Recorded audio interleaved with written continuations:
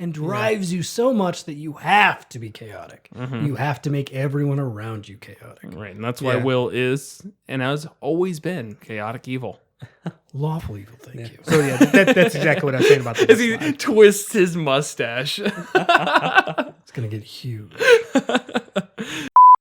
Welcome to Monsters and Multiclass, your Dungeons & Dragons fix. I'm Kevin Odie. Jared Bornagle. And I'm Will Meldon. And we'll be hanging out with you for the next hour to talk about anything and everything D&D related. This week we're taking a look at the Paladin Wizard Multiclass, and then later on the Slaadi from the Monster Manual. So pull up a chair and stick around.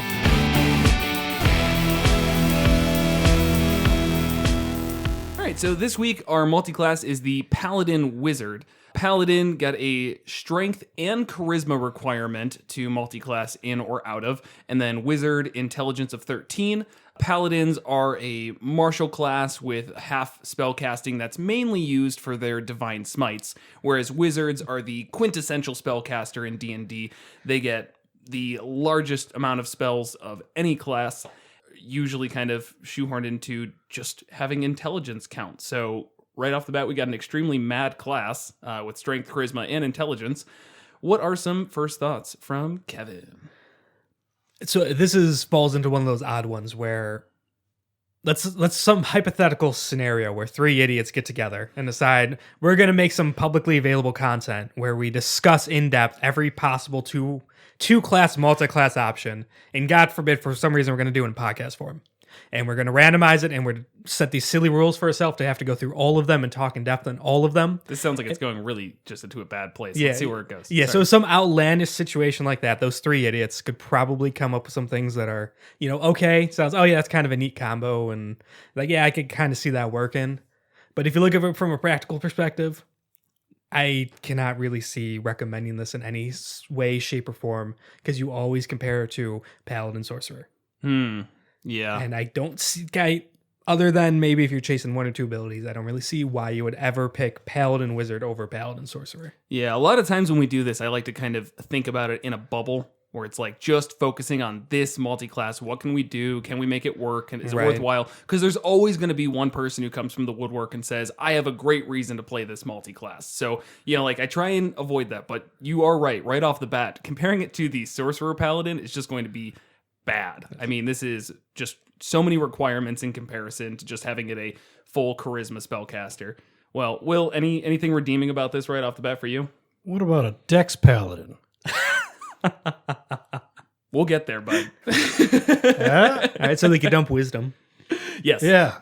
And Constitution, obviously. Oh, yes, of course. Well, Who you needs can't, Constitution? You can't dump Constitution, but you can definitely... Well, when you you're can. multi-attribute dependent, you're not just setting the stage on fire, man. Have we actually had one of those yet? Like Yes. Ranger Monk or something? Where We it's... did. Yeah, I think Ranger Oh, Monk was except for those line no. up on decks. There was one that we Those definitely line up on had. wisdom too, man. Was Oh, like Paladin Ranger. That would be Strength, Dex, was. Wisdom, and Charisma. Yes. Paladin Ranger we had to do. I don't remember. I must have blacked it out. Anyways, I'm already derailing us. All right. So you're obviously going to have a lot of traps with this one. I mean, just right out the gate, you've got a class that mainly relies on strength and charisma for everything. But I mean, the one benefit that I'm getting is that wizards increase your spell casting, so that's more smites per day. Sure. So how can we make a character centered around that idea? Make him a bard or a sorcerer. All right, Kevin, you're All no right. help. Let's take it back then. I'll get to mechanics. I've got some ideas that aren't going to be good. They're going to get shot down, but that's okay. How about role playing? Why would a paladin ever want to go into the arcane?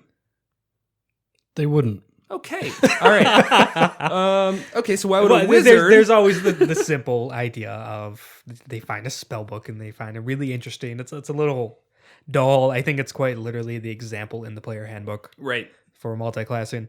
Or like you have a friend in the party who's already a wizard, and you're like, Yeah. ooh, how interesting. I mean, also want to be a wizard. But Teach now, you some stuff. yeah, but now you're like multi-classing into wizard so that you can just be a worse your friend. Right. That's not really worthwhile. Right. The war wizard. I'm drawing a complete blank. War on his magic name. is correct. Yes. Yeah, the war magic one. You could kind of build an interesting character around that. I guess RP wise, where in the sense like they're this elite soldier, a paladin war magic wizard. Right. I kind of got the same vibe from Blade Singer, the usual martial wizard class. Yes, but they're dex based. Yeah. Yeah. It's like one of the worst possible combinations, even though it seems initially like we'll a get good to the idea. math later, guys. Yeah, I 'cause initially did wrote it, a note down. It does seem like they could be a little interesting, but I just feel like you give up so much. So it's actually better stats than you have now for your Paladin Rogue. If you went a human, straight human, you could do it. You could get like basically 14 strength, 16 dex, 12 con, and this is with point by how we always do things. 12 intelligence, 14 intelligence, because that's, one more than you need. Dump whiz to like 8, and then I think 14 charisma. Yeah. So that's like That actually sucks, an option. dude. No, it sucks, but that's like about what your character has right now, isn't it? As a Paladin rogue, who's an arcane trickster. who's an arcane trickster. 13 strength, 16 dex, 12 or 14 con. I don't remember what. Around there, yeah. Wisdom's at 10, intelligence is at 8, charisma's at 14. Right. So yeah. it's like, not like a huge difference. You can actually do it. Because I was really curious because Bladesinger and Paladin, those are the only things that like have some reason to line up. Because at least Bladesinger, you've got a reason to have a sword. But you have to be a Dex Paladin, which already sucks. Your AC is never really going to get that high, except for when you are using your Blade Song. I think you could get it up to 18, and that's at like, well, I guess it depends on what your intelligence modifier is. It's getting a little bit into the numbers, but it does work. You can do it. And with the Blade Song, you're getting some stuff. You're getting more smites, which is always good because as you level up as a wizard, you get more smites. So even just like a 2 dip into Paladin as the Blade Song, if you can really center your entire class around it and just have garbage or mediocre stats the entire game, you can do it. But why would you? Like the I don't know. entire flavor of the Blade Song class. And Blade Singing is probably the most flavor defined class in the game. Yep. Like they're like a response to a paladin. It came out of the Sword Coast Adventure Guide, correct? Yeah. Yeah, Okay. that's correct. Which is like very much like these are a bunch of flavor subclasses. I think the Purple Dragon Knights, the fighter subclass that I don't think we've touched once. The barbarian where their whole thing is they wear spiky armor. Oh, remember that one. guy. I forgot his name. Well, They're supposed to be restricted to dwarves. Yeah, and that was the whole point, was the Blade Singers restricted to elves. What I came up with stat-wise had to be a human, because you need +1 to everything, or else it's going to be impossible to hit. So if I was like an elvish village that had no paladins, I would invent blade singing. I think like where the elves came up with it. It's like, those paladins are pretty dope. Let's teach our wizards to do that because nobody goes to temple anymore. Yeah, but then they can't smite. So it's really just dipping 2 levels to get smite. And 10 points of lay on hands. 10 points of land hands, and I'd say I really, again, I was reaching for all of this. So the only one that made sense to me was like Oath of Vengeance, where you're a wizard, Blade Singer to start. All of that makes sense. Something bad happens. Something that makes you take an Oath of Vengeance. You go 2 levels into Oath of Vengeance, you get Divine Smite and never look back.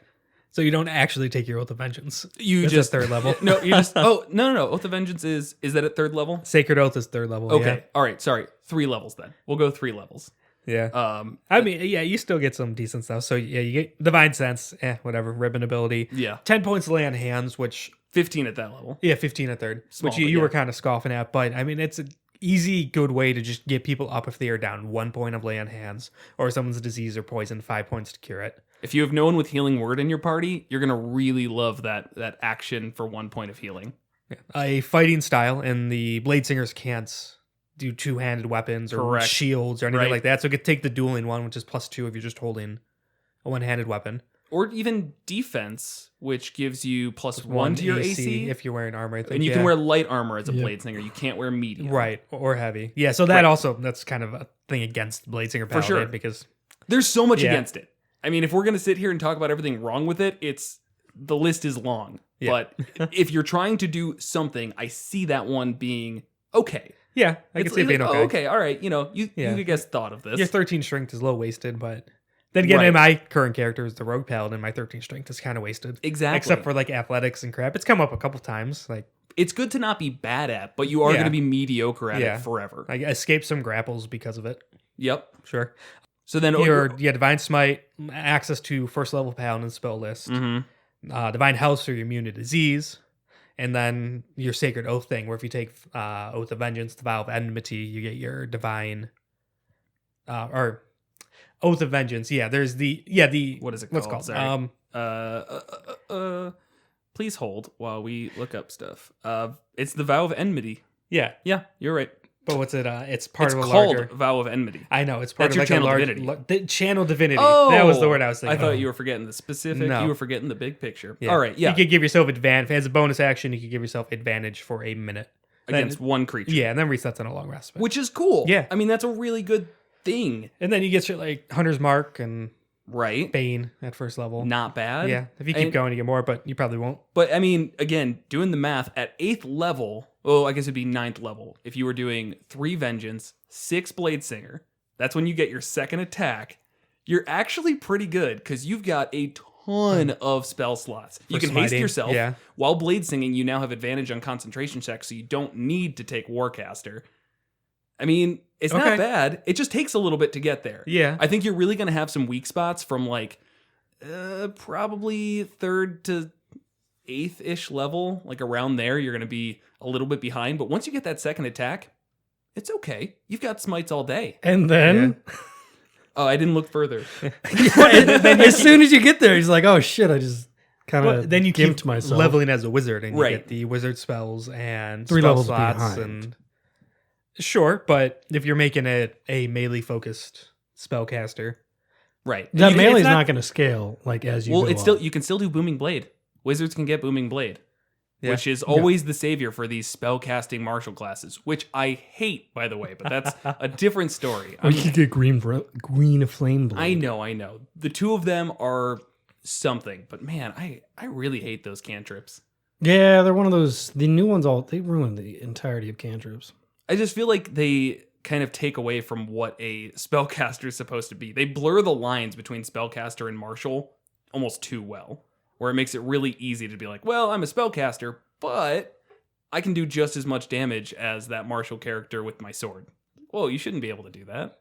well, if you have enough points in strength or dex, which if you do have enough points and you're using something you're proficient in, why not? Like, what is a first level fighter versus a first level wizard?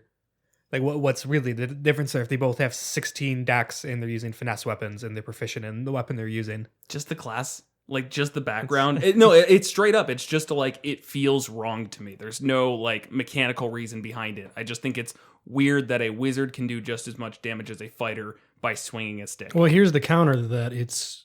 What's the range of both those? 5 feet. Right. Do you want to be within 5 feet as a wizard ever? No. At all. Nope. Even like No. for a second. Right. Unless you're blade singing. You have like 6 different spells to get out of that situation Right. as a wizard Right. for a reason. Right. No, that's true. And actually, I mean, if you think about it, it's before 5th, it's the same. Because Booming Blade does not do that additional 1d8. Mm-hmm.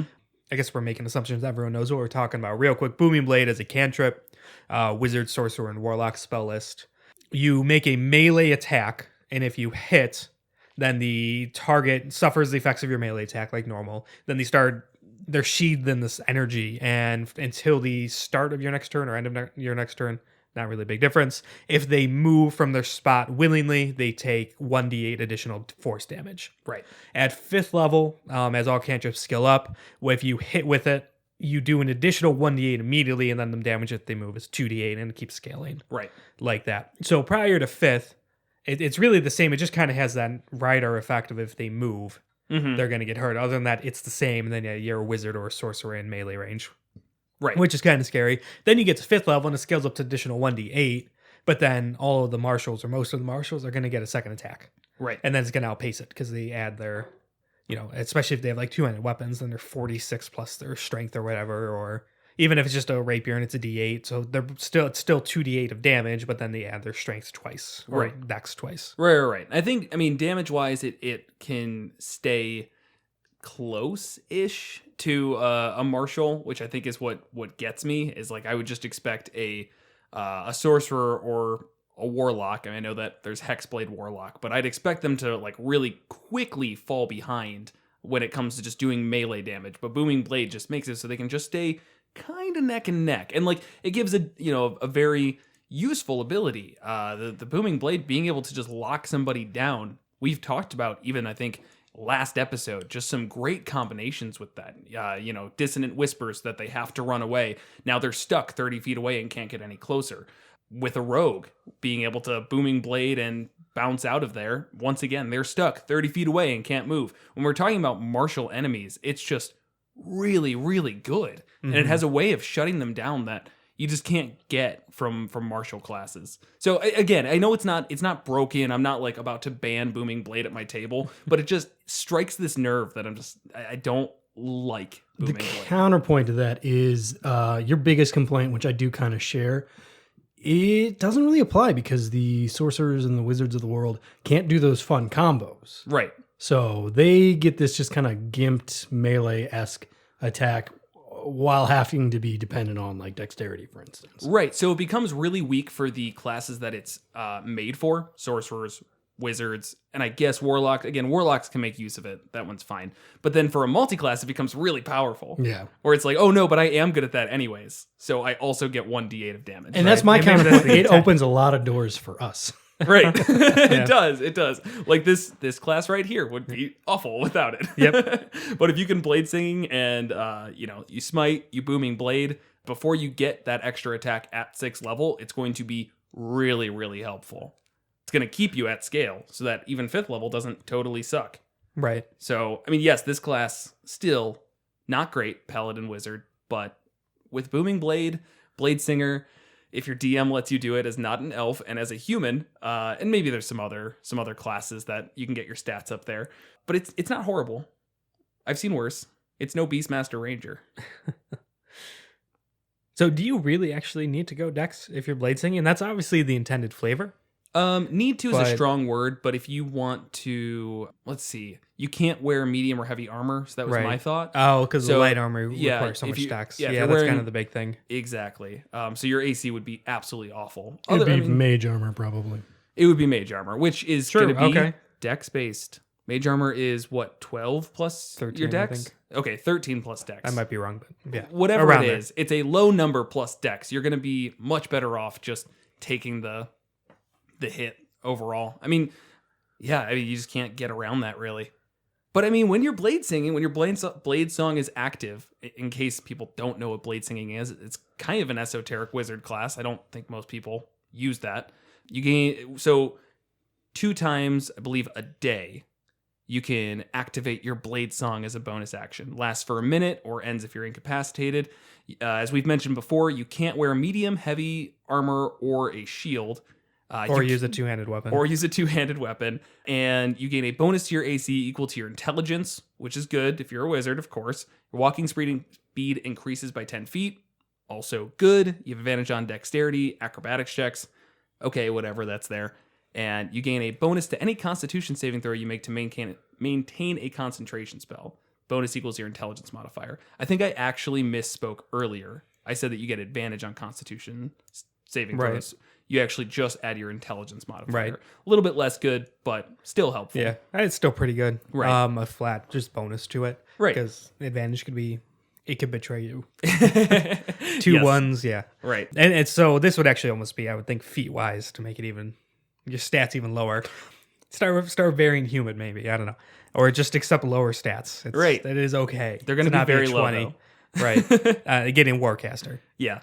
Which gives you advantage on all con saves. So you get your advantage on all con saves, plus your constitution to it, and then the intelligence modifier to it. And are wizards proficient in constitution? Something is. I believe wizards get intelligence and wisdom. That sounds right. Paladins get charisma and wisdom. Okay. Not that, it just depends which one you go into first, but yeah. Not too many things are proficient in constitution. I think dwarves. I know dwarves are. What? No race gives you a saving throw proficiency. Oh, yeah. What am I talking about? Sorry, what classes? Barbarians, probably. Barbarians, yeah. I'm guessing, though. No, fighters are strength and dex, aren't they? Yeah. Fighters are strength and dex. I think barbarians. I think Rangers? it's barbarians. this has been bothering me recently. I know this isn't a ranger episode, but rangers get strength and wisdom instead of dex. Why? So they don't get two main ones. Dexcon and wisdom are the main ones, the common ones. Okay. Yeah, that makes sense. That's a very unwritten rule, but yeah, I think that's why. No, that makes sense. But it's Rangers. Come on. There's a time to break that, you know. Yeah. Well, I mean, even like taking away wisdom as the other one, make it, I don't know, intelligence. They seem smartish. Whatever. Another thing, it's if you just start as Paladin, one level in Paladin, and then immediately go into Wizard. So like you're clearly planning this from the beginning. Maybe you're coming in like a few levels later, so there's not that awkwardness there at the beginning. Right. It's not a bad way to get your Wizard and heavy armor. Yeah. No, I mean, that's true. Which, I mean, is useful. That's an entire spell a day, basically. Plus a higher AC than you'd ever get with mage armor. Right. So, You just need to, watch the strength requirements. Which I think caps it at 15. Yeah, so it's not bad. It's not good either. But, I mean, wizards don't have many things that they rely on. But now making it strength and charisma and intelligence, and as we've said, constitution can't really be ignored. At least then you can ignore dexterity and wisdom. So, I mean, that's some benefit. Yeah, woohoo! Only 4 things you have to rely on. Guys. Yeah, if I had to... What are the other ways to get your wizard into heavy armor? Fighter. Fighter's the obvious. Right. Which is easier, as we have It's just established. strength or dex. Mm-hmm. But you do slow down your spell progression a little bit. Where if you go into Paladin, it's Still less. kind of slowing it down. You Yeah. need 2 levels in Paladin. Oh, does it round down or round up? If you were... Oh, it's down, Yeah, right? yes. If you were 2 in Wizard, 1 in Paladin, you're considered a 2nd level spellcaster. You don't You're right, get it you're until right, the you're next right. one. Yeah, it rounds down, so it doesn't really matter. Yeah. I mean, 1, 2 Yeah. levels in Paladin, whatever. I mean, that's besides the point. Yeah. You still can get some healing. You It's not the don't best get way. you don't get terrible stuff out of the gate with the paladin. It's very dependent on level scaling, but Right. it's hard to compete with fighter because it's fighter. It's a great multi-class. But yeah, that's Yeah. not a bad way to get your wizard in heavy armor if they also happen to be a little bit charismatic. My issue was I could not find any oaths or anything that just made sense for a wizard to want to go in. It's not like cleric with wizard where it's like, yeah, okay, it's not a really good crossover, but at least there's the knowledge domain and the Right. arcana domain where it's like, Right. well, they do the same thing. It's like, yes, but if you really, really, really, really, really want to multi-class the two, there's your obvious path. I don't see that with paladin wizard. I mean, even like abjuration is one where it's like, okay, that's protection magic, right? Awful to go in for low levels. Like if you were trying to do like mostly paladin, a bit of wizard, waste of your time. The other way around, you're not getting anything out of paladin. Right. So, I mean, I wasn't finding anything. Oath of Ancients a little bit because it deals with like ancient magics and stuff like that. Mhm. They get their aura where the resistance to spell damage and things like Okay. that. So you could kind of like, I mean, it's supposed to be more like nature focused. Right. But you But could argue y- lore. you know, yeah. That's fine. I'd be down with that. I think I tried doing something for necromancy, only because School of Necromancy, the 2nd level ability, Grim Harvest, you gain the ability to reap life energy from creatures you kill with your spells. Once per turn, when you kill 1 or more creatures with a spell of 1st level or higher, you regain hit points equal to twice the spell's level, or 3 times if it belongs to the School of Necromancy. You don't gain this benefit from killing constructs or undead. I was really, really hoping that would work with Smite, but nah. No, it doesn't. Of course it doesn't. Well, I mean, there was in my head at the time when I was really hoping for this to work, some gray area about whether or not Smite was a spell. It expends a spell slot. It is not a spell, though. It is a class feature that uses spell slots. So because of that, it doesn't work. That's what it specifically says when you kill a creature with your spells, which sucks. Because, I don't know how it would really go over. Maybe like Oath of Conquest and School of Necromancy. Something about that is just like, I want to slay my enemies and bring them from the dead and make them work for Oathbreaker. me. Oathbreaker, yeah. That's kind of like they have a bunch of stuff helping with undead. Right. Well, right. saying a bunch is a stretch. None of this stuff lines up very well compared to cleric, where cleric has the very obvious, this matches to this. They can like yell at zombies and say stop. Other than that, they're just mad. The Oathbreakers? Yes. No, he gets Control undead.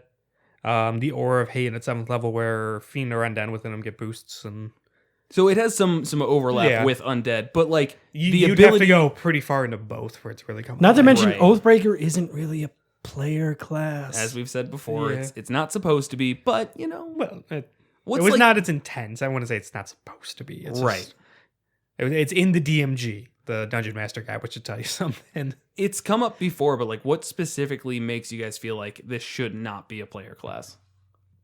There, Just I'm the the flavor aura or- of hate. Hey man, you starting at 7th level, the Paladin, as well as any Fiend and Undead within 10 feet of the Paladin, gain a bonus to melee weapon damage rolls equal to the Paladin's Charisma modifier. so that would go really well with necromancy. It would Yeah. go kind of well with necromancy. But you can't switch it off. right. There, I mean, just everything about them is just the intent is they're evil. An Oathbreaker is a paladin who breaks his or her sacred oaths to pursue some dark ambition or serve an evil power. Right. So if you do a specifically evil campaign, Mm-hmm. sure. Or Play if an it's like Oathbreaker. a character thing where like for, a couple of weeks you're an Oathbreaker until you find the light again. that sounds a lot more fun than it is. No, I agree. It just Oh, here's a little sentence that not proves it, but a paladin must be evil and at least 3rd level to become an Oathbreaker. It's like literally right in here. They must be evil. that's probably the only alignment requirement in all of 5e. That's There class-wise, yeah. might Yeah. be. There's a cleric one too, but I don't know if that has a alignment requirement. It's Death not the Cleric great or death whatever. cleric. Yeah. Is And that's Death- The other subclass in the Dungeon Master Guide, oh, which again is also intended for like your big bad evil guys. Right. not- Yeah. right. So yeah, an evil campaign, sure. I mean, I guess there's big old shrug. yeah. if you want to work it out with your party where it's a good or neutral line party and you play the evil character, it's like there are ways to do that. We have done that. I mean, Yeah. but I don't think that's common where it goes well. No, I don't Yeah. think so. It requires first off, not to brag, but it requires like a player to be very, very in control of the situation. An evil character will never get along with a good aligned party for more than like 5 sessions unless they're looking at a much bigger picture. Right. That's like the idea of I like how he starts this off with not to brag and then does not bring up the fact that he played this. He just wants the audience to just like kind of have the seed planted. Like I did this once and I'm amazing. See? I look way farther ahead than you guys. You do too. jabronis. He You just were di- evil? Yeah, Edwig. Was I he don't evil? remember Was it. the Yeah. contract guy? No, that was No. Hatar. That was Okay. the Monster Hunter Ranger. Which one was Edwig? The Oath of Vengeance. He was an Oath of Vengeance paladin. He followed Irthanul. Right. Wait, was that the half orc? Or No, that- he was that human. That was it. Did you die? Is that the He's one the that one who died died of in Mummy Rod? Yeah, the one who died in Mummy Ride. He didn't last very long. Yeah, Not it was- because the party turned on him. It was just really unfortunate. the party Yeah. failed him because none of us had the spell that he had that would have saved him. Yeah. Rough stuff. Yeah, it needed like lesser or greater restoration, and the only one in the party who could do it was this paladin. And he was the one who was unconscious from it. Yeah, that's always. We a were like bummer. 6 months out to Oh sea or yeah, no, something. it was Yeah. something where it wasn't even the mummy rot doesn't even make you unconscious. It's just it lowers your maximum HP. Yes. It does not let you regain hit points. Correct. The hit that gave me mummy rot dropped me to 0. Yep. So I got stabilized, but I cannot gain hit points and become conscious, so I cannot cure myself of the mummy rot. And yeah, there was a very big point made that we were like months away from anything. We like journeyed to this place. And max HP hit 0 on the ride home. That was frustrating. Yeah. That was an ignominious end for him. Sorry Yeah. about that, bud. That's fine. The worst part was like I remember saying like you guys were like, was there any like civilization around? And I was like, you guys have literally no idea, but like I guess the slightest faint inkling that there might be something in that direction, but it's also really far away. Because like I did like pre-establish that, but I mean the fact of the matter was like it lowered it by a certain D6 amount every day. Like 3d6 or something. Yeah, we something listed crazy. higher level. Right. Yeah. So like even if you guys like took that risk, chances are he was done for. Yeah. If the character had actually established itself more, that's the kind of time when you do have the Deus Ex Machina available because it's kind of cheap. And it's like, oh shit, there's a boat from a mysterious nation. Would you like to flag it down? Like, that's a huge risk. Maybe they have a cleric on board. You guys Because we did have the money for You it. guys were in an airship, Oh, the airship. so there wasn't much like We air could have landed traffic. on the sea, though. Yeah, maybe. Or a passing airship. That would have been a unique experience. But I don't You think guys got an airship, too? I don't think you would have forgiven me for that. You would have been like, no, that was cheap. You just gave that. You just I would have wanted been to okay keep with it. it. He was fun while he lasted. Yeah. I mean, it was like 5 sessions. It wasn't that. And now you can play your Vengeance Paladin again. Yeah. There you go. Now multi-class dwarf a rogue, Nice. who's a cat. So, Wizard Paladin. Wizard Paladin. Those Portent Stone or something, whatever. No. Yeah. I thought about that. Obviously, Divination Wizard is literally always a good pick for Wizard. 2 levels, you can roll your 2d20, choose them once per day whenever you want to switch out a roll. Absolutely amazing. How does it fit with a Paladin, though? Oath of Redemption. How? It's super useful. It's super useful, but like... I can see, I guess you would need to reflavor it a little bit, maybe less. I see the future, and I'm going to give you a boost, and more like the Oath of Redemption, the idea is they're trying to redeem people. Mhm. So there's kind of this flavor on them where they are very good at speaking with people and being convincing. And almost, it's kind of almost like a bardic inspiration. Yeah, it sounds in a like way. a bard. Sounds like a bardic inspiration. Yeah, a little bit. I don't like that reflavor. Like, I know you're just going to do great with this champ as they set the D20. The 20's on the table with a 20 up. And then if they're feeling angry, that's when they could demotivate enemies. I'm very disappointed in you, young man, as they put the 1 on the table. Yeah, it's really dumb. No, I don't like it at No, all. I don't either. I mean, like, the only thing that I could think of is that overall, like, the Divination Wizard is flavored as, like, the ability to just, like, kind of not just see the future, but also, what is it, like, scrying on people as well. Yeah. So, like, if for some reason you've got some greater calling to just kind of be a spy, you're some part of some organization, and that's just one of the skills you need to have. Okay, I mean, that's fine, but like I don't see it being I don't know. Divination just really makes me think of like this supernatural connection to the realm and twisting the arcane to bend space and time, but really you're just like, I'm very charismatic. I convinced them to roll poorly this time. All right, all mechanics aside, I think Wizard multiclassing into Paladin could be really great. Yes. So Paladin is one of those multi-class choices where if you don't start it, or we're gonna say, yeah, if you're playing through as a wizard and at some point in the campaign, multi-class into Paladin, that is a very deliberate choice. You are not going to stumble into being a Paladin. You're not gonna touch something and like, oh, I've been imbued with Paladin powers. Look at me. It's like smite.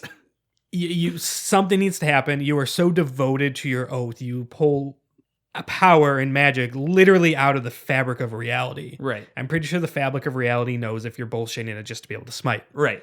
So, like I said, it's a very deliberate, specific thing. It is full of so much player agency. It will completely shape their character moving forward, because then to keep their powers, they now have to stick to the tenets of the oath that they take. Right. So it's a really interesting, fun way to kind of reshape a character halfway through, especially if you're feeling a little bored of them. Yeah, I mean that's definitely fair. The one thing that always, I guess, Nope. I'm going to say nope. Why? All right, so you said it like halfway through. It doesn't matter. We're not even going to say levels. This is totally ignoring the mechanical deficiencies of this class. So you're a wizard. Say you want to redeem someone or get vengeance, do any of the oaths of a paladin. If you have that feeling as a wizard, you're going to do it by wizard means. You're not going to start working out and praying or whatever. That's my counterpoint, where it's very forced. You would need the stats there. If the stats were already there, it could kind of fit. which is the hardest part. Back to muscle wizards. So then that also brings me to another point. We are so ingrained in point buy with when we make characters. Mm-hmm. We almost pretty much talk about it as that's the assumption. Well, but a lot of people don't play that way. A lot true. of people roll stats and get that stuff. And some crazy masochists will actually roll stats in order. They roll their 46, drop one, and whatever they roll, that's their strength. Right. They don't get to place it and just go down the list. But usually they then pick a class based on that. Right. So and so if you had like middle of the road, everything. or 14 strength, 14 charisma, 16 intelligence. It's like, yeah, I guess I'm gonna die in the first couple sessions. I mean, no, you're right. If you're rolling, I mean, we don't talk about rolling because it just makes it a very difficult conversation to structure this around. Right. Because we're like, yeah, this is how you set up your multi-class. But if you're like, this is what I've been given, so it doesn't really work out well. But just don't do it. That's all I got. Don't roll or don't do this multi-class. Either. I'm kind of up with either, but I won't tell people not to roll. I think that's a different type of game that we have a reason why we don't play it, and we just don't want that randomness. Right. We like The coming biggest up with a part, character idea first. I think, is we play much more stretched out campaigns. True. If Yeah. you're just rolling a one-off. Like rolling really crappy or really crazy stats can be pretty hilarious. Mm-hmm. Yeah. Yeah. I mean, But it stops being funny if you're stuck with that really shitty character for a year and a half. right. And you've got the Right. paladin with lay on hands who's like, "You're not dying yet, buddy." One point. Keep One waking point. you up. That's what happens when you roll all 8s. 3s. Yeah. I You guess could theoretically roll all 3s. Yeah. I think it. No, isn't there's there no a minimum. No. Nope. Minimum's 3. Well, you You're can't. You can't do that though because your character literally wouldn't be a person anymore. 3 is the cutoff for sentience. That's true. I think the There might usual actually be way. a minimum. I don't know. I've never 90%. Usual other way than to- when it first came out. I haven't read the rules since. Usual way roll. people do it is roll 4d6, drop the low. Yeah, and they could be four ones. Yeah, they could be 4 1s, but 4 1s 6 times is, If you rolled that character, your DM better have a good idea for it. or your DM better be like, "Hey man, that's cool. I saw that. That's not going to be fun." Are you going to waste that incredible amount of luck? That's like winning like 9 state lotteries. I feel like I do the same thing the other way around, where if a person rolled all 6s, like for just 18s across the board, I'd be like, "No, that's not going to be fun. You're going to be way too good at absolutely everything. So get out of here." Lame. Yeah, I know. I would like to think though the character that has all 3s, just the universe, like the real world, not the D&D universe, would just kind of smile upon him, and they would roll nothing but 20s, Yeah, and it would probably balance out. Yeah. Maybe. If you do double What's- damage on literally everything, then you're good. Yeah, but all saving throws are still going to be Minus- and ability checks. Yeah, what's the -3. I'm telling you, For I think it's. three, I I think think it's more 8 than is that. the minimum. I -4, swear to you're right. this. -4? I swear to you. It might be. It's Point is, Which we, we Still haven't sucks. done rolling for stats in a very long time. so I we don't- play coward campaigns because we want everyone to be about the same power level. That's not And coward campaign. I'm That's a really, really weird way to describe it. giving the hand wavy reason for people to not do point buy. I don't know why you wouldn't want to do point buy. It's people want the randomness. It's a dice game. We roll dice. That's what we do. Yeah. You know. I think it's fun. Yeah. Which is fine. You could have fun wrong. That was a joke. No. All right. I got nothing more for this class. Blade Singer, Oath of Vengeance. That's your only bet. Nope, that one sucks too. It's not going to be great, but if you want to I do don't it, know. go That for could be it. interesting. You then get out of combat utility, which paladins usually are lacking in. Right. You also can take just buff spells. I mean, Oath of Vengeance Mhm. gets you haste anyways, but if you want it earlier, because you only need 5 levels in yeah. Wizard, compared to 9, I think, in Oath of Vengeance.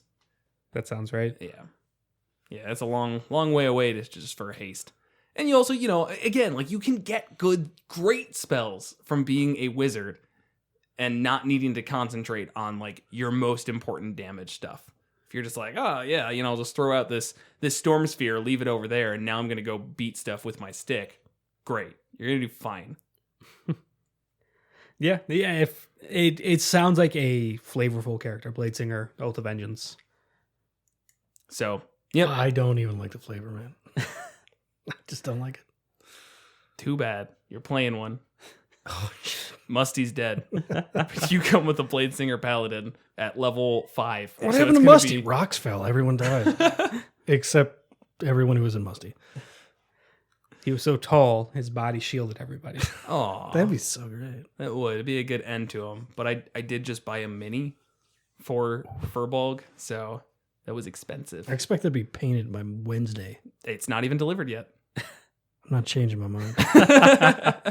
I'm hoping to paint yours by Wednesday, but we'll see. Ooh. Probably won't happen. Fingers crossed.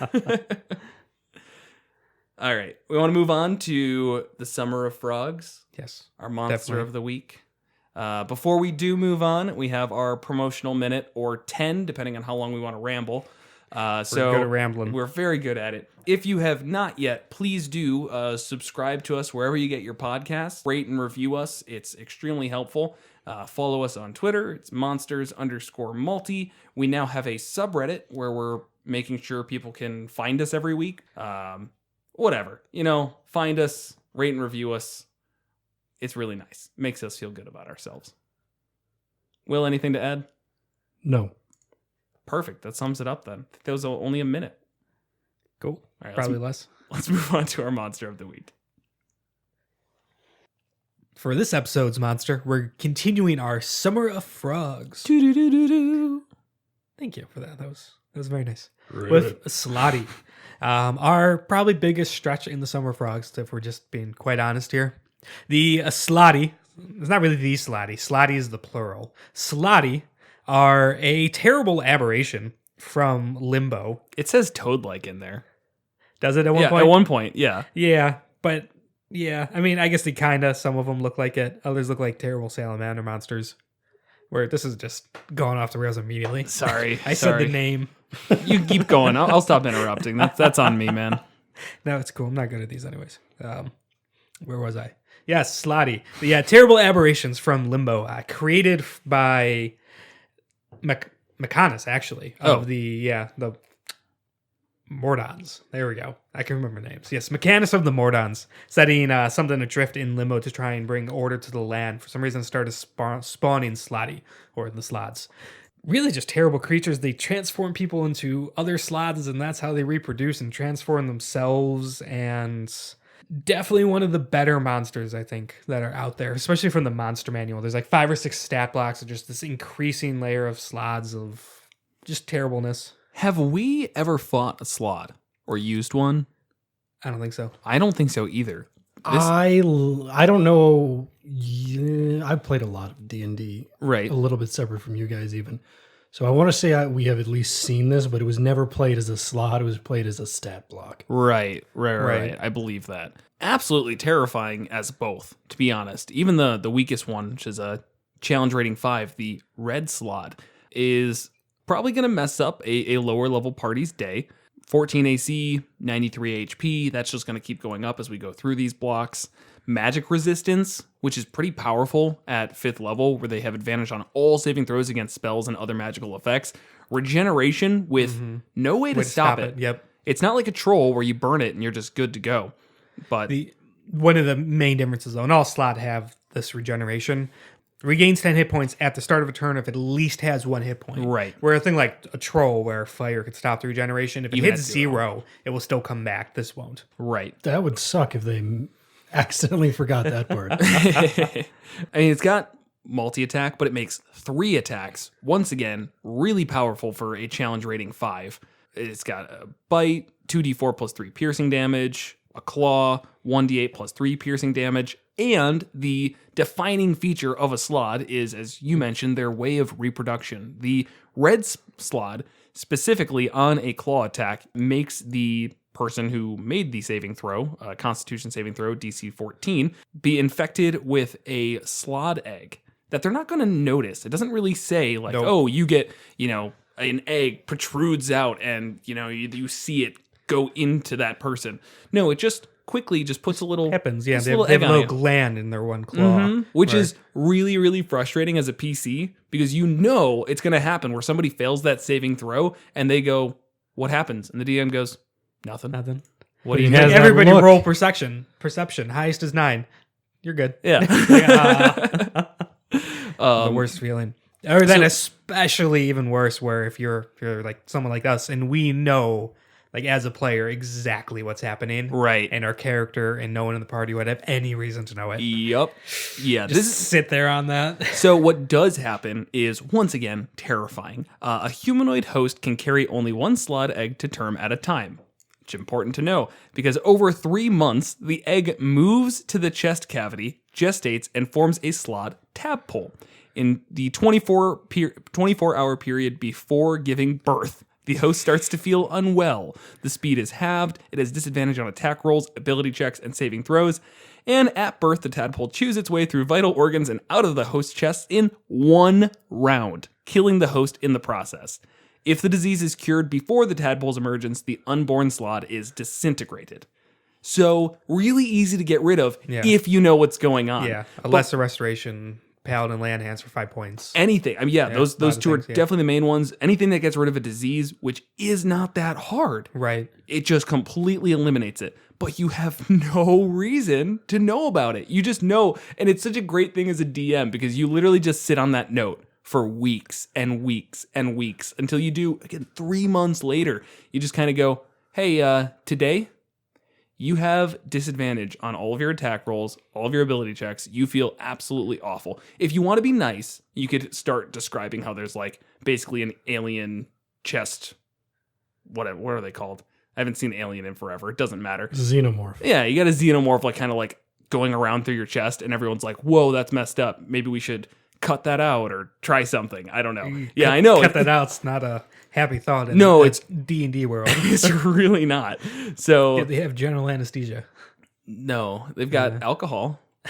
So, You can reduce them to 0 hit points and stabilize them. Oh, there we go. Once they're But stable. then when you cut them out, you're critting them, causing death fails. You just make one really, really, really accurate critical hit, and then you grab the tadpole. Any DM worth their salt's going to say that kills you. No, they're gonna let it keep going. It's like you killed him. I mean, you got the tadpole. Tadpole's gone. He's dead. Unless somebody makes a point for like, oh, I'm a medical doctor and I'm a surgeon. All right, roll medicine 27. All right, maybe, but Yeah. other than that, I mean, so I don't even know. Like, I feel like if I did not know what a Slaad was, and I just, 3 months later, you start feeling sick, you have no connection to this. Right. You have no reason to think that this is anything important. And you're just like, today my character feels awful. I wonder what's going on. The next session, the DM's like, you wake up, a tadpole bursts out of your chest, eats your organs, and you're dead now. Game over. Sorry, roll a new character. yeah. So Do you warn them before? I would like. I'm trying to put myself in that situation where if I was playing and everything's fine and chugging along and nothing weird has happened recently, and then all of a sudden I'm being told, "Hey, you feel particularly unwell today. You feel like shit. Your head is foggy. You have no strength. Here is a bunch of mechanical terrible things happening to you," and the DM ends it there. I mean, that's really out of the ordinary in D&D. The party is going to sit on that. They're going to think on it. I hope so. Yeah, they're gonna try shit. Dude, you just got a cold. It's fine. Like, maybe you contracted something. Let me try a lesser restoration. They're not gonna know they're fixing it, but they probably will figure it out. But you could definitely play that up still. Yeah. Because maybe the Slaad thing was a couple of weeks ago, months, whatever, weeks in game. Either way, you have it so that lesser restoration is cast, and now the person basically spits up a fetal tadpole, and it's like, whoa, what just happened? And now maybe they realize that the Slaad infestation is actually a lot bigger of a threat than they originally thought. Because then you have to think back on, all right, that was a town we can rid these things from. They attacked a bunch of people, but no one died. Mm-hmm. And then you go back to the town. Town of Slaads. Right. Red Slaads, green Slaads, blue Slaads, all the Slaads. I mean, that's 2 fish. oh, man. But I think that's actually kind of there's the mechanic there. Long running mechanics don't really play out in D&D perfectly. You gotta be creative. You have to be creative, and as a DM, you gotta give hints. The idea, I think, is a little bit of this is a very good thing to throw into your NPCs. Yes, exactly. Definitely. It's whenever we have this stuff, we always seem to first start talking about from the perception of giving it to a player perspective. It's funnier. Yeah. But this is just like the banner hob swallowing something and they're not dying. It's like, that's probably more meant for NPCs. Right. I think this is as well. I would agree, but you're still going to have to fight a red Slaad. Yeah. So, how is the PC going to know that? At some point, I mean, DC 14 con saving throw isn't that high, and if PCs will do anything. It's if you throw a fun mechanic for you at them, they're going to just succeed every single one of those. But it's still like something that's going to potentially come up. And how do you do that? I mean, how do you run that as a DM? Because there is the one school of thought to just say, well, I'm gonna give them the really low perception check, and they're gonna see that the egg was put in there. Or you can let it go. Boo. Right, boo. That's boring. You've got all of this flavor and this intense session that this can build up to that you can really use very, very well on a PC. You're totally right, though. This is most likely going to be used on an NPC first in some way. Maybe they'll encounter it in some way, and I think you can use that. That would be fun.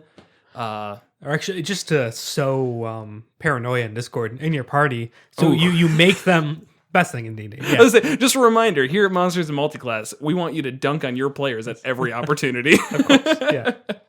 So you make them aware of it. You watch this happen to an NPC. You show them the alien chest-bursting moments and all its terrifying glory. Mm-hmm. And maybe it happens to like 10 NPCs at once in a tavern or something.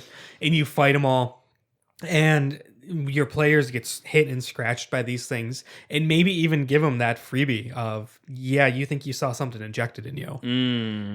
And they'll probably try everything they have and kind of figure it out of doing the 5 points of land hands or lesser restoration or whatever. Even a greater restoration. Yeah. They don't know. Yeah. And if you're fighting 10 of these challenge rating 5 slots, you're going to be probably having greater restoration. Yeah. Whatever it is. So they do that, and you say, okay, yeah, you did that. You don't feel any different. They wouldn't. Right. They would feel no different. Right. And then they just have to think for 3 months. Is like, am I okay? Is it out of me? 3 months. More like literally forever until they fucking find the expert on Slaads. Right. But I will say, if they terminate the Slaad once the disease has progressed to the 24-hour period, I would totally make them notice like you had a Slaad in you. Yeah. But that initial, that would be a cool way to freak them out. The other thing, though, is as a DM, you just have to know your party. If nobody's got the means to cure a disease in your party, and you're like, I'm going to throw 3 red Slaads at them, you infect the entire party with Slaad disease. You're like, my players are so dumb, not figuring this out immediately. 3 months later, they die in a different cave because they're all sick. Yeah, you wait until they're out in the wilderness, hours, days away from any civilization, and you're just like, that's right. They're all infected with Slaads. We run to the city. You can't. You're slow. Oh. That's right. Your movement speed is halved. Oh my God, that's mean. Yeah, so don't do that. Just don't do remember, cure disease is not a thing a lot of classes have. Yeah. Right. But I mean, I feel like you're going to get at least one person in every party. And it's always possible that you don't, but lesser restoration is a pretty widely available spell, is it not? Paladins, really. Clerics, not wizards, of course. Bards, definitely. I think druids. Or has that been Bards would have to magical choose secrets? Okay, it might be. All right, that's fine. And it might be a magical secrets. Just pull it up. I know paladins do. I know clerics do, and I know druids do. So that's 3. That's a quarter of the classes in D&D. Paladins get their cure disease thing through the... And they get it a different way, too. Okay. Bard, cleric, druid, paladin, ranger, artificers if you're using them. Life domain clerics get it for free, and Oath of Devotion gets it for free. Okay, so about half of the classes in D&D are going to have access to lesser restoration. Oh, okay, never mind. It does cure disease. Yes, misread that's the first part. Yeah. Cures a disease or a condition, which just really makes you wonder, is getting sick a poor person thing in D&D? Because the richest What's man... the cost on lesser? Is that... It's nothing. No, it's not just nothing. Verbal and somatic. It doesn't have anything. No material. No material. It's a second level spell. Yeah. So if you can't pay your local cleric 10 gold... 10 gold's what a peasant would make in their entire lifetime. That's a little bit of a stretch.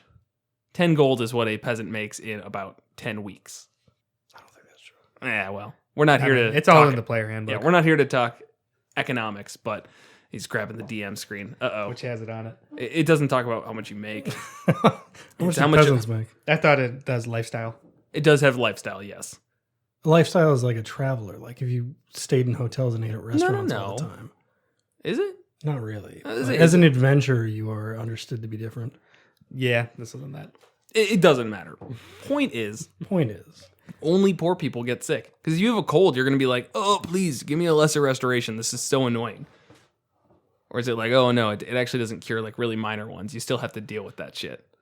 Yeah, it might not even count as a disease mechanically. I need a big book of diseases in 5e. I think there's only a couple in the DMG. Link us a Kickstarter. All right, so that's the red Slaad. We talked about how they reproduce. Yeah, so the tadpole, if it makes it out, within 2d12 hours, it turns into either a green Slaad if the host was able to cast 3rd level spells or higher, or a blue Slaad, which is the next one on the list. Next challenge rating up. Yeah, challenge rating 7. This guy's a big behemoth. He's probably the most frog-looking, toad-looking. Right. He's got a ribbit to him. Yeah, and also, I just to point out your argument, I've been saying this is our biggest stress for the summer of frogs, and you said, well, it does say they're toad-like. Yeah. Toads aren't frogs. I know. But I'm saying you're correct that it is still our biggest stretch. Yes. But it's not like they're salamanders.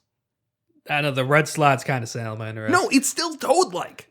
You can the blue toad-like one. describes people, dude. The He blue was and a green, toad-like old wizard. the blue and green are tone-like. The red, the gray, and the death Slaad, spoilers, guys, are salamander-like. They're just the primary colors. Not that Kevin. any of this Everybody matters. knows This that. is an arbitrary, made-up time period that we're doing here. It doesn't matter, man. It's the summer of frogs. Just go with it. Just Go with it. yeah, They're it's all frog-like. right, man. It's all good. All right, Just don't touch the white frog. What? That's a I think Woodstock it was joke. brown. Was it brown? Okay. Yeah, Brown acid. that's the brown LSD. Okay. Yeah. Anyways. Anyway. You can tell we weren't alive in 1969. So I mean, we that weren't, one, but- it's basically the same idea. It's a little bit beefier, higher armor class, higher hit points, 15 and 123. right? 20 strength. Which is really good. Yeah. But its way of reproduction is different. So humanoid must succeed on a DC 15 Constitution saving throw, or it becomes infected with chaos phage. Sure, Yeah, I'm not good at chaos pronouncing phage. things. Can't regain HP. It's basically mummy rot, like we talked about. You can't regain HP, and your max HP is reduced by 3d6 every 24 hours. If reduced to 0, you are instantly transformed into a red Slaad. Or green if you cast Or that green level. Slaad. Can only be reversed by a wish. This one's a lot easier to get as a PC, I feel like. Yeah, no, something's wrong. Right, if your max HP is reducing every 24 hours, somebody's going to be like, we should probably use some restoration spells on them, because that's what does Yeah. this. It'll happen a lot quicker, though. 3d6? That's a lot. I mean, an average of 10 every day. Like, I mean, like, it's a challenge rating 7, so if it's by itself, like, we're a party of level 5s right now. I have 40 health. Yeah. It'll be 4 days. Yeah, and I guess that would be yeah. pretty reasonable for you to fight one slot. I was thinking I'd have to wait a bit for these guys, but maybe you guys are fighting a slot next week. How many people do we have with cure disease? Oh yeah, like all of them, man. Well, not if you're all of you, unconscious and reducing your max HP. If you're all unconscious and dying, you won't. This doesn't be able have to that fix it. little fun caveat of you can't restore hit points, so you could go unconscious with this and come back. It says that while infected, the target can't regain HP. Oh, shit. Yeah. Alright. It's just mummy run. guys. Yeah, It's it's just mummy it's rot. mummy rot, but instead of turning to dust, you turn into a Slaad. Which is arguably worse. Yeah. Because at least dust can't kill your friends. No. Yeah. Unless you're allergic. Ooh, that'd be bad. My Like, one so- flaw. Just write that into your character sheet. Allergic to dust. Approximately allergic- 5 yeah. pounds of dust will kill Yeah, me. so allergic to dust, you die from it. I Yes. don't know how they would have survived up to that point. It's only large amounts. Jungle, man. Just live in the jungle. None of dust there? It's got like 95% humidity all day Oh. long. It's fine. Yeah. Yeah. Okay. Green slots. Let's move on to Wait, that. wait. Wait. Oh, There's something we all actually forgot. Their magic resistance isn't just magic resistance. It's also they're resistant to all magic damage. Worth noting. what do you mean? Acid, cold, fire, lightning, and thunder. Oh. This is all Slaads. That's Slaadi. true. Yeah. And So then- even if they fail a saving throw, which would be very difficult, they're still going to have resistance to whatever damage you throw at them. Yeah, unless you're a psychic wizard or whatever. Yeah, this is a pretty good dunk on your wizard. Yeah, Enemy. these are brutal for casters. Mm-hmm. So Yep. Blue just wanna Slaad. clear Yeah, that. all of them have the same regeneration, same magic resistance. Mm-hmm. Okay. They speak Slaad in telepathy. So green Slaads are a little different, and one interesting thing for them is that they can change into a humanoid, and I believe it's the humanoid specifically that they came out of. They can just go back and forth between Slaad mode and human mode. Yep. So that opens up a whole new door, because I don't think we talked about this really. What's the point of Slaads? What do they do? They like to spread chaos. They like to spread chaos. What better way to spread chaos than turning into a person and being able to just mess with everybody in whatever way? I mean, in that I can put that into a million settings where I'm always going to use you come into a village because that's simple and hand wavy. You come into a village, there are problems happening. Turns out the problem is green Slaad, kill green Slaad, success, hooray, party wins. That's a really basic way of putting it, but like you can take that formula and put it into hundreds of different things. Yeah. Beyond that, their stats are very different. They're the spellcasters. They are the spellcasters. So they have one that I kind of like. It's basically a cantrip, but they can use it twice, is the Hurl Flame. Ranged spell attack, only +4 to hit, which is really low. 3d6 fire damage, ignites objects that aren't being worn or carried. It's not absolutely amazing, but it's interesting that they have, again, basically a cantrip that they can do twice per round. Right. Yeah, it could be a multi-attack. Right. And then they have other innate spellcasting, Fireball, Fear, Invisibility, Detect Magic, Detect Thoughts, and Mage Hand. I feel like those at-will ones, Detect Magic, Detect Thoughts, and Mage Hand, are going to be more useful in the lead-up that I just described, where they can use that to, again, further sow chaos for a long time. They just read somebody's thoughts, and now they know that they're really worried about their wife cheating on them. And so what do? They infect it with Slaad poison. They don't infect it with Slaad poison. They're trying to infect an area, society, with chaos. And that's a really good way to start. Yeah. Just make people's deepest fears come true, and you can read their minds and figure out those deepest fears. Especially when you killed somebody that they specifically care about, and you can turn into that humanoid. So I think there's a lot of ways to use the green one. Yeah, for sure. You brought up some points that made me realize we somewhat skipped over the origin of the Slaadi, the Slaads. I never know how to fucking say this. We skid past it, yeah. Did we? I thought we... I briefly covered it. So Limbo is another plane of existence that's pure chaos. And Mechanus, who is the god of the Mordrons, a completely lawful mechanical race, felt like they wanted to fix it. So he set adrift the stone into Limbo with the thought of their lawful energy will spread out and tame the chaos of Limbo. And over time, it has allowed various lawful races to create settlements in Limbo and start doing that. But for whatever reason, the stone worked by absorbing the chaos of Limbo, somewhat corrupting it, and then producing Slaadi. And I just love it because it basically is like, and then Mordron was kind of like, well, shit happens. Yeah, he refuses to really acknowledge them. Right. Either not thinking they are a threat or just ignoring their existence entirely. It's kind of weird. It's like a disappointed father. Right. Where he's just like, oh, yeah, that's the son who could never play football. Yeah, so since Slaadi are born of pure chaotic energy out of this corrupted lawful stone, which has been dubbed the spawning stone, that is their entire existence. They want to just spread chaos. Right. One really, really interesting thing, though, is that to me that screams chaotic evil. Mm-hmm. They're chaotic neutral. Yep. Except for which is truly just chaos. I think that gives you... They don't seem to lean one way or the other. I get the impression that means they don't really have selfish intent. Mm-hmm. Any individual Slaad does not care about themselves. Right. Just as long as there is more chaos in the world, they are happy. More chaotic for the bad guys, more chaotic for the good guys, whatever. So I find that just kind of interesting. No, that's extremely interesting and gives you even more options to use the green Slaad specifically. But I'm just kind of lost. Like, I feel like chaos inevitably leads to bad, but maybe that's the... Well, go tell that to wood elves or something like that. To what? Like chaotic good wood elves, for instance. What is chaotic good? It's like a wood elf. Okay. It's all cool, man. Spider-Man's and it does chaotic lead to good. bad shit if you don't have somebody saying no. There have to be rules.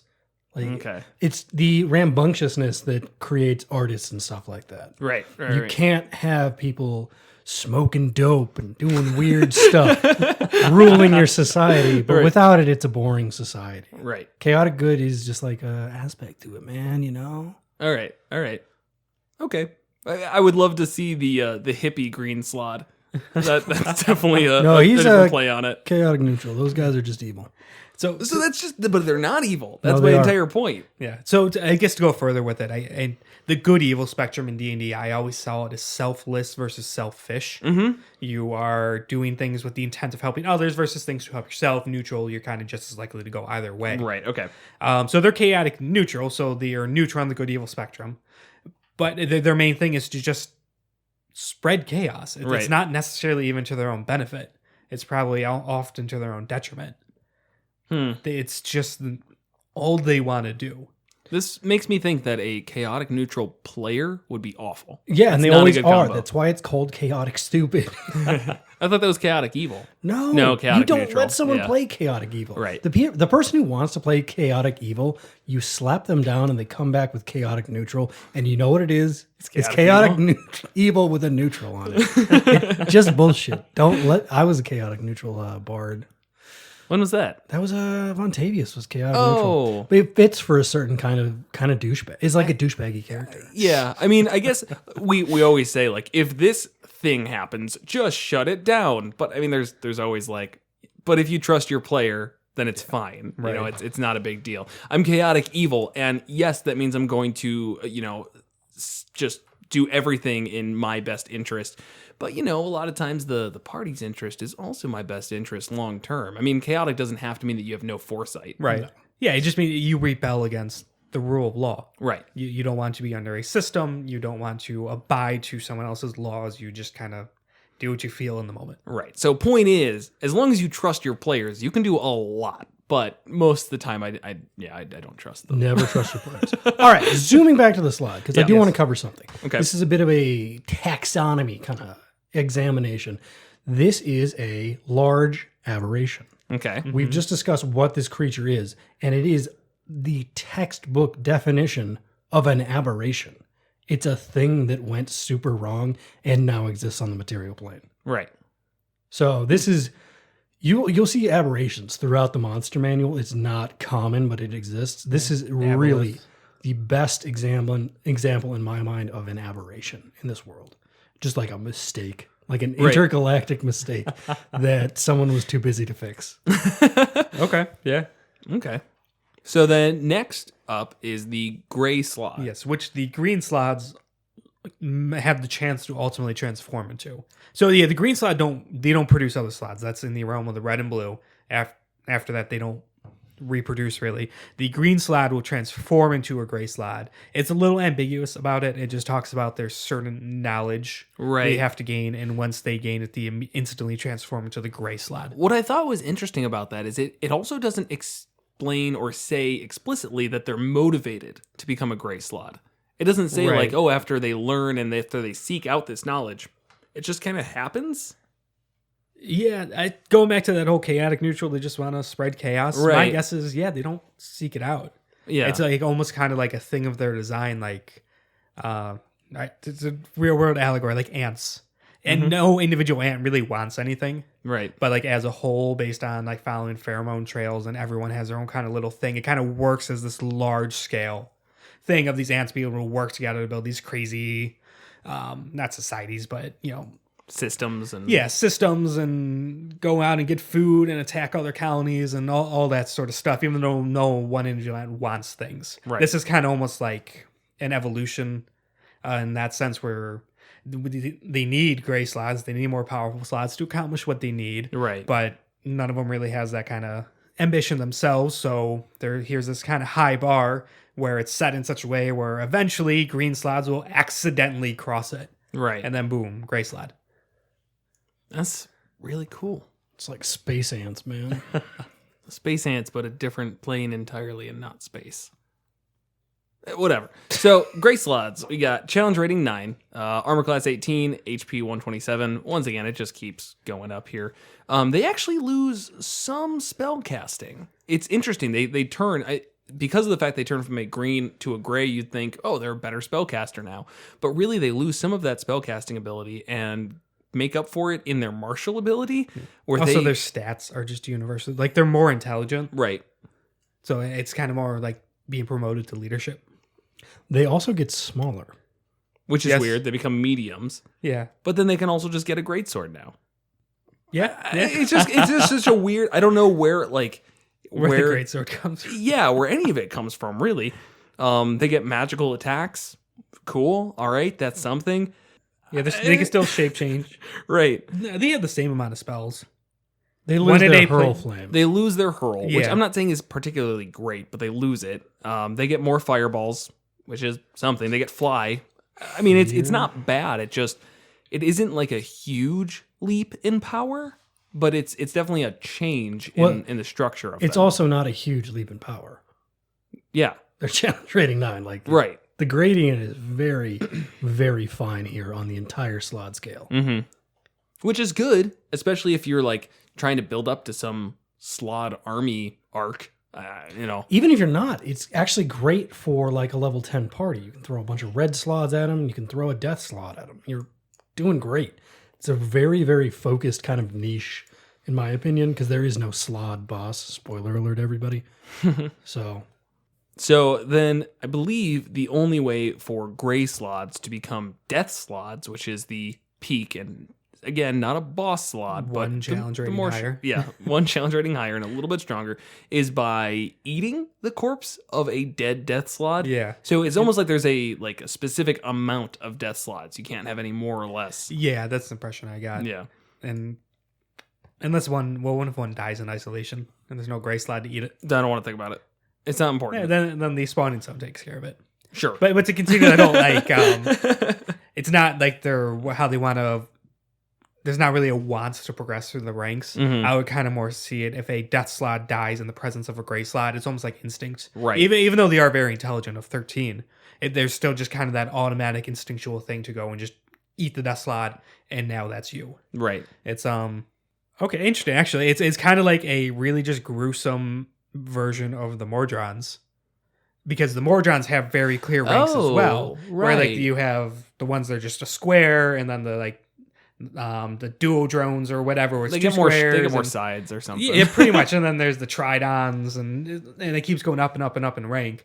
And when one of those dies, the next closest one to rank down magically transforms into that rank, and then something moves up to take that one's place, Right. and goes all the way back to the birth where then a new lowest level rank is born.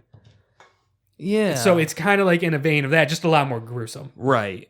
Huh. I wonder if that And was on purpose. chaotic. I'm sure it was on purpose, because they're pretty much the opposite of the Mordrons. Right. They were created by them, who are beings of complete lawfulness, and these are ones of complete chaos. And I would probably guess the Mordrons are lawful neutral. I don't have them up in front of me, but I would guess as well. That'd be weird if they weren't, to be So, honest. Okay. mechanically doesn't affect anything. Just kind of No. a neat No, that is. thing there. That so is. that could be kind of a cool like long arc, or maybe even a campaign where you're sort of stuck between the Mordrons and the Slaads, and it's like, for the material plane, for like the human races and human-like races, both are kind of terrible. Right.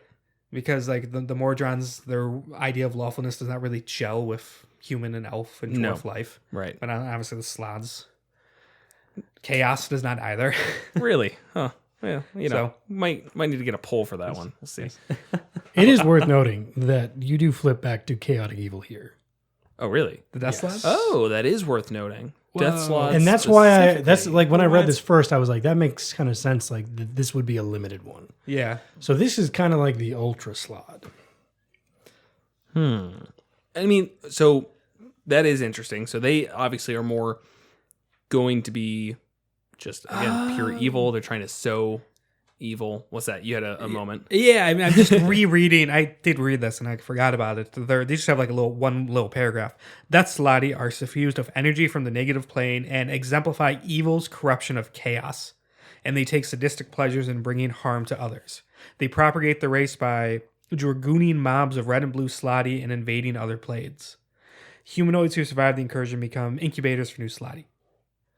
Okay. So they're like So the it's leaders. almost like without the Death Slot, the other ones may not even bother coming to the material plane. That makes sense. Yeah. So it's like, we're getting philosophical here on Monsters Multiclass. Ooh. It's the injection of evil in the Death Slot is really what harnesses chaos for ill will and evil intents for the material plane of the non-chaotic races. Without it, it doesn't really specifically say that. I'm just kind of going out on a limb. Well, I mean, because the material plane is inherently a little bit lawful, introducing this level of chaos into it is just going to be mostly on the evil spectrum. Because you're just taking law and you're just completely turning it on its head because you've got all these slots coming in. But again, if they didn't come into the material plane, or if they just came in without this death slot at all, it might not be as big of a deal. So I think it's turning into my favorite monster discussion. it's been a while since we got philosophical. So I don't think we've ever had on this. it's No, not we're- really our wheelhouse. No. We're pretty done, man. Yeah, all right. So All I remember, I'm like trying to like pull back from my one philosophy class I took like 3 years ago, and I just have names. Like there was Descartes. He was you're an accounting major. yeah, and they still made me take a philosophy class. Didn't stick. Why, All right. Why would it? It wasn't So- very good. Wasn't very good. One other distinction I would kind of make, especially in this case, about the difference between chaotic neutral and chaotic evil, is an impetus to spread chaos might not exist in chaotic neutral. Right. Whereas chaotic evil overwhelms and corrupts and drives you so much that you have to be chaotic. You have to make everyone around you chaotic. Right, and that's why Yeah. Will is and has always been chaotic evil. Lawful evil, thank you. So yeah, that's exactly what I was saying about the As he twists his mustache. It's going to get huge. But yeah, that's an interesting. It'd be interesting to see how they kind of interact. But they're all evil frog monsters, so they all seem the same. Right. Moving back to just the stat block of it, Death Slod isn't anything too new from the Gray Slod. It gets stronger. It gets more spell casting, where it can do cloud kill and plane shift. But beyond that, it's not that much more interesting. He It's just also stronger. gets a great sword. No, the Gray Slod also has a great sword. I know, So it just continues to have a great sword. which is weird. Yeah, This one gets necrotic damage? Right. Yeah. Okay. It does more damage. Again, it's just like an upgrade. 170 HP, 18 armor class. And he's still It's just medium. better. Well, it's just more HP, actually. Yeah, hits harder. Right. But it, nothing, still shape changing. But it actually, I mean, you said earlier there is no Slod boss. There actually is. This is it. Yeah. He kind of is. He's the one who's calling the shots, and he's like, hey, you guys go here. If Let's you spread some beat evil." a gray slod, there is almost no reason you can't beat a death slod. Unless you've already been fighting a bunch of gray slots. Yeah, I guess. and then yeah, you might not want to. But it really is an interesting level gradient from 5 to 10 here. Mm-hmm. So No, it gives you a lot to work with. So, yeah, that's all I've got on the slot, at least. I don't think there's anything more. You guys got anything else? no. No, I don't think so. Cool. Oh, the control gem variant. Oh, I didn't read that. Okay. It's an optional variant where it's saying the slot could have a control gem in them. I didn't actually find this all that interesting, and there's various ways to get it out of them. And then if you have it, you could control that slot. Yeah, it seems like something to definitely use is like somebody is controlling slot. That's it. Right. Don't ever let your PCs control slot. Like, there's definitely rules around it. Like, somebody's proficient in medicine can remove the gem from an incapacitated slot. Each try requires blah, blah, blah, blah, blah. Point is, it's possible. Don't do it. Don't let your PCs do that. What if gonna it's go an evil poorly. campaign? Okay, then do it. That's actually a great reason. You got me there. Yeah, all of our advice inverts if you are running an evil campaign. Yeah. We should do that sometime. Maybe after this one. But yeah, the control stone thing really does seem like if you're really, really eyeing the slot and be like, this would be so cool in my dungeon, but why would it be in my dungeon? Right. BBEG's got it. Now he's got a slot army. Right. All right. Cool. That's Think it. we're good to move on. Cool. Move on to our end of the show. Yes.